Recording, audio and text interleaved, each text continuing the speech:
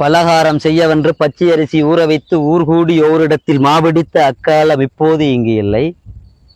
நாளைந்து நண்பர்கள் கூட்டம் கூடி நாள்கிழமை தெரியாமல் பட்டப்பெயர் சுட்டி பாசாங்கில்லாமல் அரட்டை அடித்த காலம் இப்போது இங்கு இல்லை. காட்டுக்குயில் பாட்டு கேட்டு கூட்டம் கூடி ஆட்டம் போட்டு களிப்பாக கழித்திட்ட அக்காலம் இப்போது இங்கு இல்லை. தொலைபேசி பாவனையால் சொந்தமெல்லாம் தொலைஞ்சு போச்சு. அலைபேசி வந்ததனால் பிறர் அந்தரங்கம் தெரிஞ்சு போச்சு. பள்ளித்தோழிகள் பேர் சொல்ல முகத்தில் வந்த வெட்கம் இப்போது இங்கு இல்லை.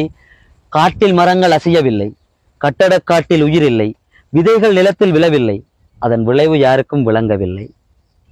கூட்டாஞ்சோறு சமைப்பதில்லை, பட்டாம்பூச்சி பிடிப்பதில்லை, அம்மிக்கல்லில் அரைப்பதில்லை, கும்மிப்பாட்டும் இசைப்பதில்லை, நிலாச்சோறு உண்பதில்லை, ராசா கதையும் கேட்பதில்லை.